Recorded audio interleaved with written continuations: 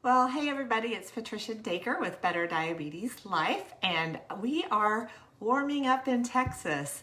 And so I thought I would just come on and share a little bit with everyone about my experience. And I've actually done a bit of thinking and kind of processing what went on over the last few days, and there's some good lessons to be learned, and so I thought I'd share them with you. So if you haven't heard, Texas got hit with a really, really cold winter snowstorm, and the temperatures dropped really low for quite a long time, and it stressed our power situation until the point that it broke. And so we lost power early Monday morning, and we woke up and it was cold, cold, cold, let me tell you.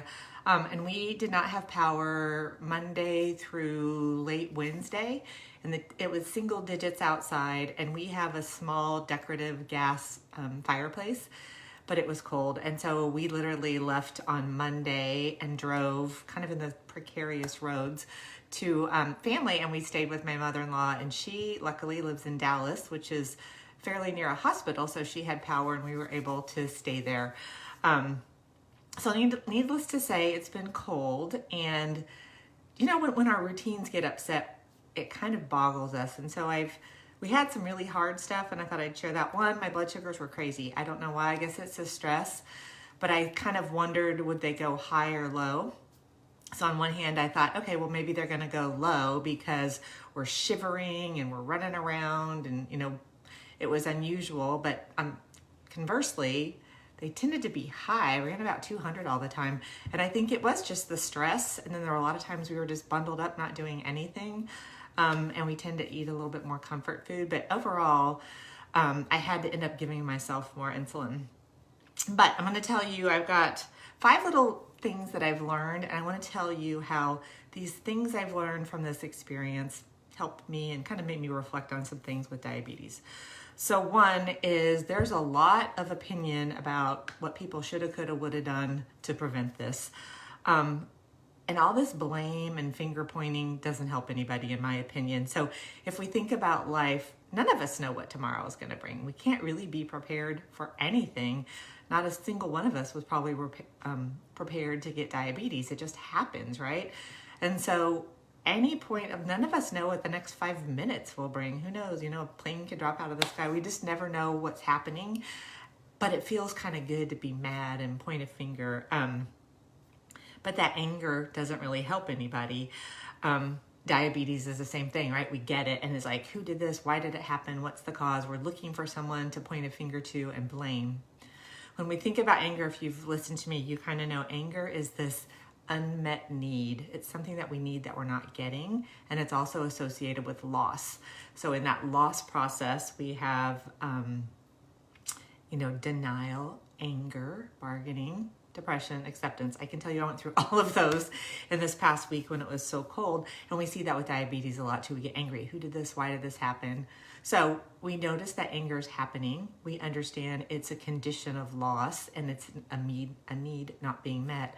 And it allows us to work through it a little bit better versus getting stuck and feeling victimized by it. So again, very victimizing this last week in the cold. But instead of being, mad that that's what happened, it was easier just to deal with what was. So again, blame and anger, I don't think fix anything. 2, there can be beauty in hardship. And so as cold as it was, and in our house, it was in the 40s. It was really, really cold. We were bundled up. I had a hat and gloves and many layers on and whatnot. And until we left, it was really, really cold. But at the same time, it was so pretty outside. Like that blanket of snow is something we don't see very often. There were these incredible robins. I've never seen such huge robins. They were huge and they had huge bellies.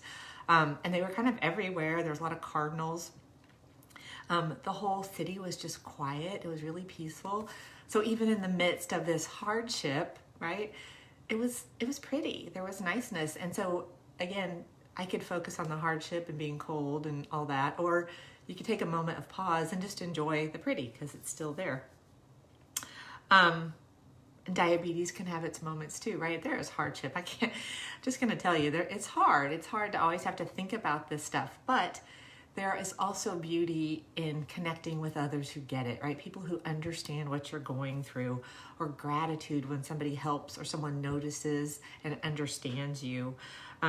there's connection of shared experience. Like when you meet somebody else who lives the way you live, there's something kind of beautiful about not feeling alone. So again, even in hardship, there can be beauty. And I found both. My lesson number 3 is relief from extremes feels really good. So when you're really, really, really cold and you get warm, it feels so, so, so nice. Let me tell you, that first bath I got to take after being cold for so many days, I just can't tell you how good it felt. It was just wonderful. And I think that same applies to diabetes. So relief from high highs or low lows when you've been in an extreme situation for a while. When you get back to normal feels really, really good. And we probably take advantage of it, or take it for granted, quite often, because we're like, you don't pay attention to normal until it's gone, right? So again, one of those lessons that, if you're in range, if you're doing well, kind of relish those moments if you can, because when you're really high and really low and not feeling great, when you're really cold or really hot, right? Either way, it feels really, really nice to have relief from extremes, highs or low. What else? Number 4, helping helps the giver and the receiver. So this was, it was so, again, in the middle of hardship, you see the best of people come out, their hearts come out. Getting to somebody's house where they're like, yes, come stay with us. We're warm, come over. Felt really, really nice. My kids and my husband were helping people with groceries. There was a man who couldn't carry everything, and they helped.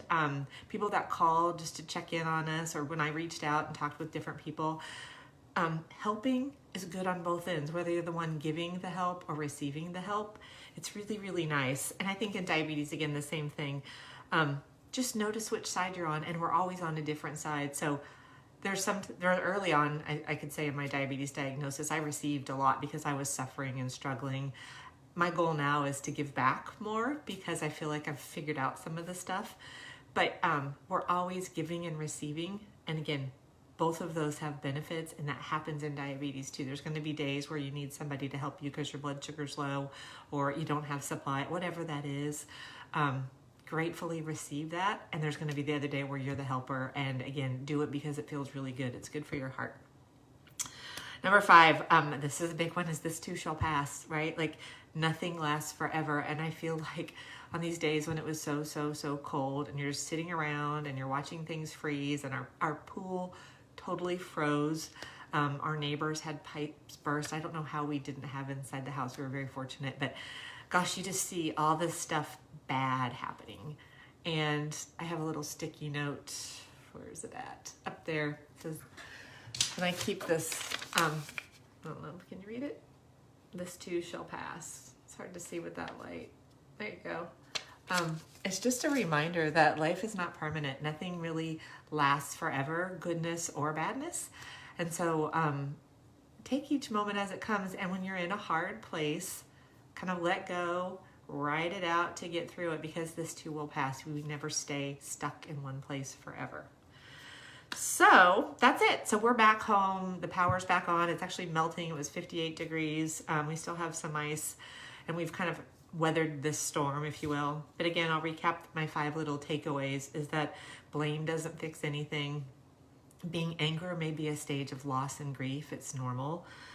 We have those moments with diabetes. There can be beauty in hardship, right? Even though we struggle, we find nice and pretty things, sometimes even in the midst of the hardest spots if we look. Relief from extreme of anything feels so good, and we tend to take for granted when we have those moments. Helping helps the giver and the receiver, right? And there's always going to be times where we can do both. And number 5 is this too shall pass, right? This will pass, like no matter what place you're in right now. If you're really, really doing well or really, really struggling, it's going to change. So I hope that was a little bit of comfort. Again, I'm Patricia Dacre with Better Diabetes Life, and I offer coaching services to help with dealing with, the struggle of diabetes. And I'm really looking at this stage right now to increase my presence. So if this is helpful to you, if you know somebody that's struggling with diabetes, I would really appreciate a like, a share, a comment. You are my best marketing to help me spread the word and help others. And so I appreciate that. So be warm, be well, everybody, and we will talk again soon. Take care. Bye.